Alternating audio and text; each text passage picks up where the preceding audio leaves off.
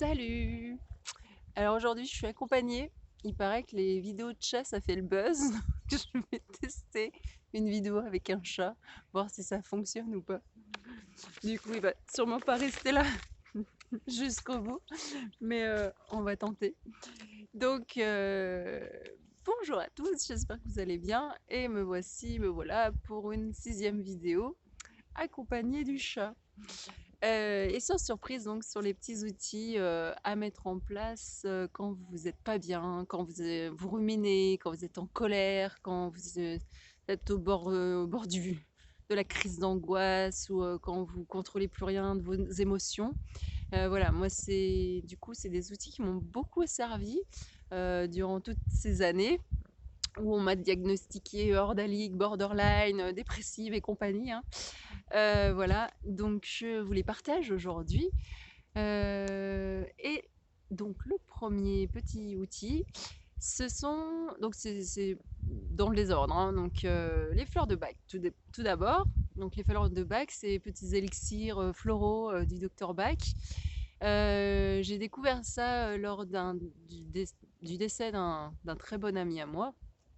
Et sur le coup, on m'a conseillé de prendre du Rescue. Alors le rescue, c'est un peu l'élixir SOS en cas de gros choc émotionnel, grosse panique, etc. Donc ça, c'est l'élémentaire des fleurs de bac, on va dire, à avoir sur soi en cas de crise. Mais après, il y a tout un panel de fleurs de bac. Je ne me rappelle jamais combien il y en a exactement. Mais en tout cas, voilà, moi, je me suis acheté un petit livre, voilà, qui est super sympa sur les fleurs de bac, qui décrit un peu toutes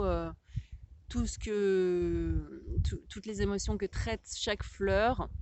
Et donc, du coup, moi, je me suis fait des élixirs avec. C'est d'abord une amie, donc merci à elle d'ailleurs, si elle se reconnaît dans cette vidéo. Une amie qui m'avait conseillé des fleurs de bac à mettre plusieurs, en fait, à mettre 2 gouttes dans un verre d'eau et à boire en fait tout au long de la journée. Et j'avoue que ça a été, enfin sur moi en tout cas, ça a été très efficace.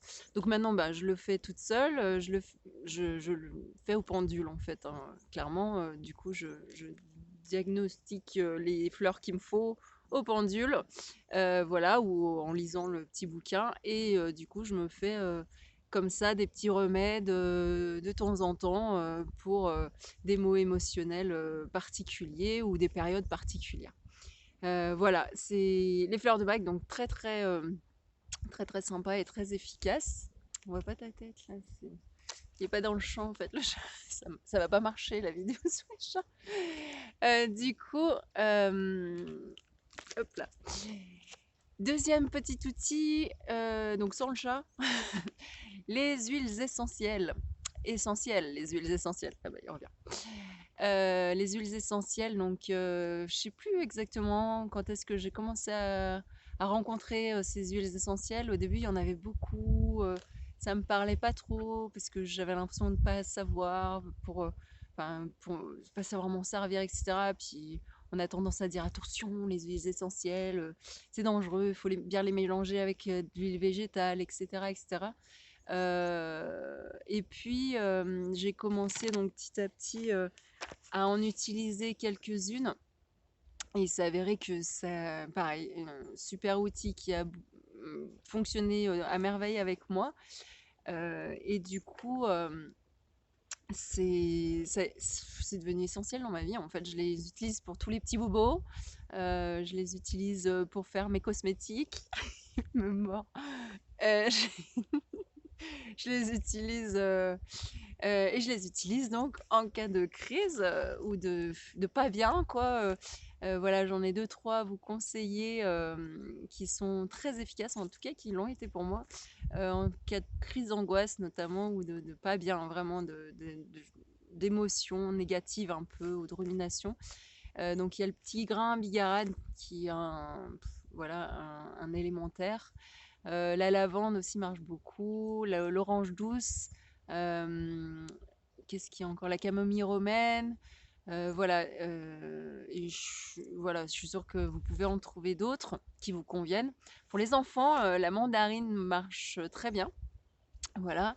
Et du coup, moi, je m'étais trouvé un petit mémo comme ça, tout petit, qui justement, à force de le potasser et de regarder, qui est très très pratique. Donc, en plus, ça dit si on a le droit de l'ingérer, voilà, pour les massages, etc. Si c'est juste à diffusion, etc. Et c'est très pratique ce petit mémo. J'utilise encore voilà. Et huiles essentielles quoi. Voilà, vous pouvez vous acheter un diffuseur ou alors simplement mettre quelques gouttes sur un mouchoir, sur la table de nuit en allant vous coucher. Ça marche aussi. Voilà, huiles essentielles. Troisième petit outil qui m'a beaucoup aidé, alors c'est l'EFT, Emotional Freedom Technique, je crois que c'est à peu près ça. J'ai découvert ça avec Gwenaëlle Percio, et je la remercie. Donc du coup, petit coucou à elle si elle regarde cette vidéo, qui m'a fait découvrir l'EFT et ça a été, en tout cas sur moi, magique.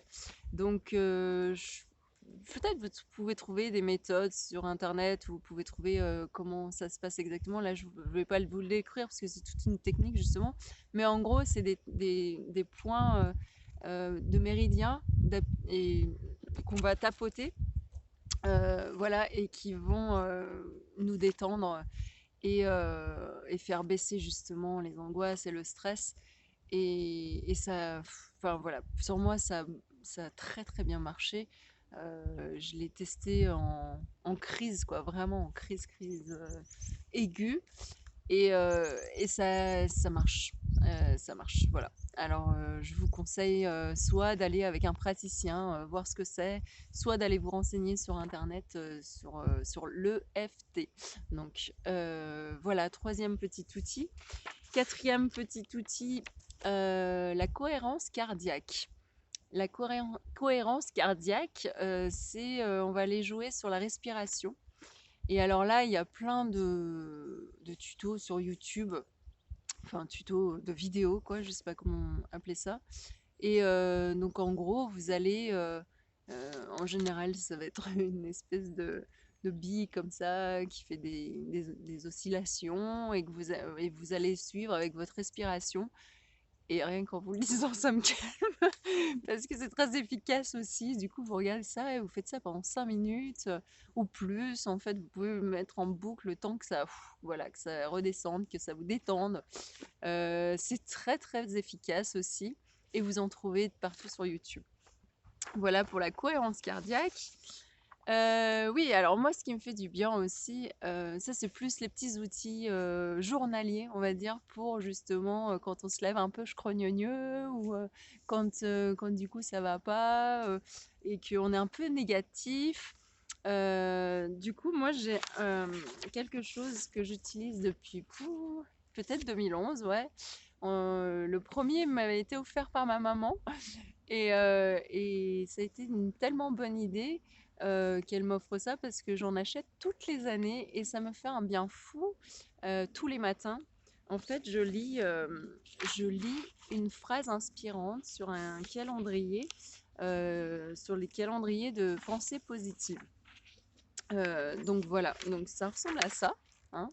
Celui du jour, je peux vous le lire du coup, comme ça vous inspirera ou pas. Donc c'est être heureux, ce n'est pas tout avoir, c'est n'avoir besoin de rien d'autre. C'est à méditer. Donc c'est celui du... Ah non, je me trompe en plus, c'est celui du 23. Donc ça c'était celui d'hier, donc vous en aurez deux pour le prix d'un. Celui du 24 novembre, du coup je l'avais même pas lu, donc je le lis avec vous. Quel est le plus important? Réussir ou trouver un sens à votre effort de réussir? À méditer, donc. Et en fait, c'est toutes ces petites phrases positives, inspirantes. Donc ça, c'est les méditations zen, hein, celui-là, mais il y a le calendrier des pensées positives, qui est très bien aussi. Et du coup, ça peut paraître rien, mais de se lever et du coup de lire une petite phrase inspirante comme ça, voilà, je crois qu'il y a des livres aussi, enfin oui, je crois pas, j'en suis sûre. Il y a aussi des livres comme ça qui, c'est 365 jours de bonheur ou 365 jours de pensée positive. Encore une fois, on me les a offerts, donc merci à ceux qui m'ont offert tout ça. Et du coup, et ben, c'est de lire une petite phrase positive comme ça tous les jours. Ça met quelque part, ça sème des petites graines de positivité. Et du coup, c'est de positif et c'est vraiment, ça germe en fait. Voilà, ça germe tout au long de la journée et c'est génial. Donc il y a ça. Et je sais que donc j'en suis combien? Sixième. Sixième petit outil. Alors le sixième, c'est, je vous dis, hein, c'est un peu en vrac, vous ferez le tri. Euh, du coup, le sixième petit outil, c'est les vidéos inspirantes. Au-delà des phrases inspirantes, il y a les vidéos inspirantes. Les vidéos qui vous font du bien, les vidéos de personnes qui vous inspirent. Moi, j'ai plein de personnes qui m'inspirent comme ça et qui font des vidéos. D'ailleurs, je ferai une vidéo sur mes personnes inspirantes, voilà, très prochainement. Mais du coup, ces vidéos font du bien. Il y en a une notamment qui s'appelle Le pouvoir de l'intention, qui est très bien fait et qui me fait du bien chaque fois, que j'ai regardé plusieurs fois. Voilà, ça peut être des documentaires comme ça peut être aussi juste des petits bouts de vidéos de personnes qui vous animent. Moi, par exemple, régulièrement, je vais aller voir des vidéos d'Arnaud ou de Johan Gomez, d'Aurore Rogier, voilà, des choses qui m'inspirent moi en tout cas. Euh, et ça fait du bien. Ça fait du bien à l'âme, ça fait du bien pour avancer sur son chemin. Ça fait du bien de savoir qu'il y a des gens en fait qui sont comme vous et moi et qui sont sur le chemin et qui inspirent les autres. Voilà. Donc du coup, la septième le septième petit outil, aller marcher en nature. Marcher en nature, c'est prendre l'air. Quand tu es en crise, quand tu pas bien, va prendre l'air, prendre la nature, prends le chant des oiseaux, prends les feuilles qui volent au vent, prends le soleil sur ta face, prends des choses de la nature, quoi.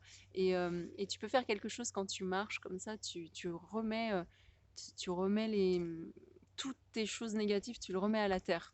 Voilà, c'est quelque chose qu'on m'a appris en Odyssée chamanique et c'est très efficace en fait. Voilà, tu redonnes à la terre tout ce que elle peut prendre en fait. T'imagines déjà ce qu'elle prend, donc un petit bout de toi, négatif ou pas, c'est voilà, ni plus ni moins quoi. Donc du coup, tu lui donnes et tu remercies bien entendu. Voilà, j'ai pas encore fait ma petite vidéo sur la gratitude, mais ça va venir. Voilà pour aller marcher en nature. Euh, Huitième petit outil, se remettre dans le moment présent. Voilà, je ferai aussi une vidéo sur le moment présent plus complète, mais parce qu'il y a de quoi dire, mais vraiment de te dire, en fait, si tu veux, quand tu es angoissé, c'est que soit tu rumines le passé en mode remords, regret, soit tu angoisses pour l'avenir et donc le passé n'existe plus et l'avenir n'existe pas encore. Donc quand tu te recentres ici et maintenant, là, par exemple quand je suis en train de vous parler, eh ben, tu vas dire une phrase, tu vas dire ici et maintenant, qu'est-ce qui ne va pas? Et tu t'aperçois que souvent, bah, il n'y a rien qui ne va pas au moment présent. Donc c'est soit tu t'angoisses pour quelque chose qui est passé, soit tu vas t'angoisser pour quelque chose qui n'est même pas encore là et qui est dans l'avenir, quoi, que tu extrapoles. Et donc, du coup, voilà pour le moment présent. Neuvième petit outil, alors c'est comme lire des phrases inspirantes tous les jours. Tu peux, à la fin de ta journée, moi j'ai fait ça pendant 1 an, ça m'a beaucoup servi. Euh, le chat qui miaule. Du coup, tu peux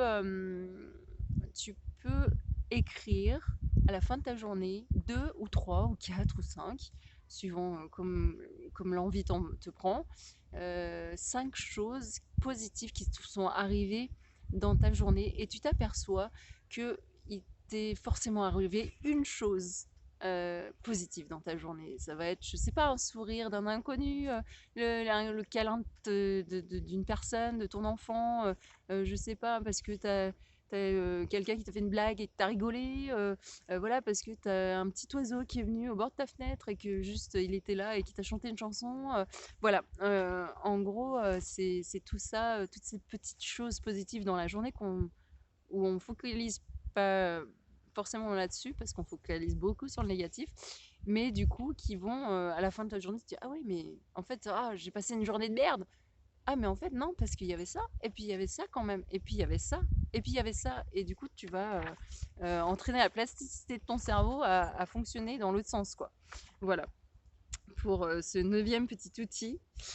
10e petit outil, se lever la façon dont tu te lèves en fait. C'est-à-dire que euh, en fait la façon dont tu te lèves, je pense elle, euh, elle détermine 90% de ta journée, je pense.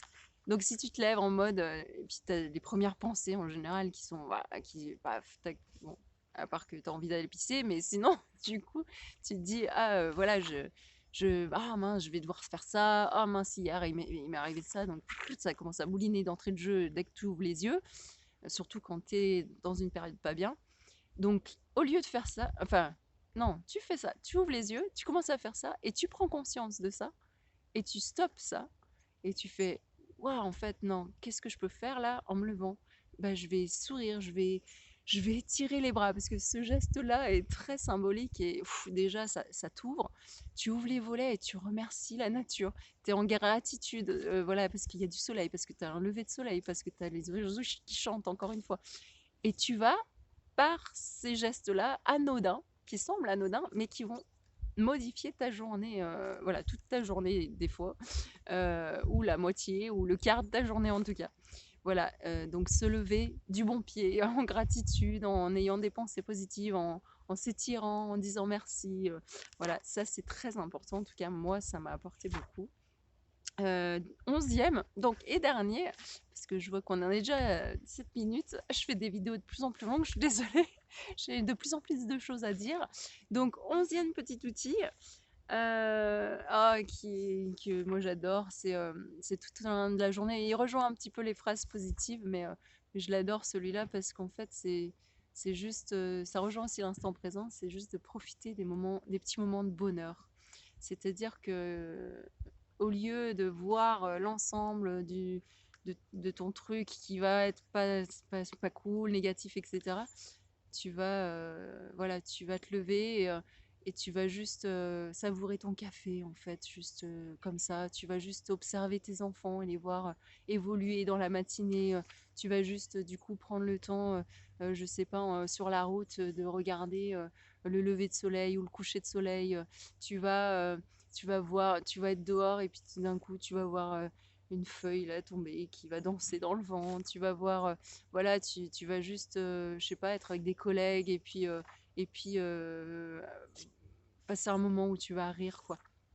Donc voilà, tous ces petits moments de bonheur, essayer de les observer et de focaliser dessus pour justement qu'ils prennent de plus en plus de place. C'est très important. Voilà, tout ça pour vous dire, pour conclure, euh, en vous disant que j'espère que tous ces petits outils, eh ben, je sais pas, vous prendrez pas, vous prendrez ce qui vous parle, vous laisserez ce qui vous parle pas. Si rien ne vous parle, eh ben voilà, c'est pas grave, vous trouverez d'autres choses pour vous, comme moi j'ai fait mon chemin avec tout ça. Mais en tout cas, j'espère que ça vous inspirera, que ça vous aidera sur votre chemin et que surtout ça vous apaisera. Voilà, ça vous apaisera le cœur et l'âme et voilà, je vous aime fort, je vous embrasse fort. Et n'oubliez pas, vous n'êtes pas fou. Même en crise d'angoisse, vous n'êtes pas fou. Même en colère, vous n'êtes pas fou. Vous êtes ce que vous êtes. Et, euh, et je vous dis à très bientôt.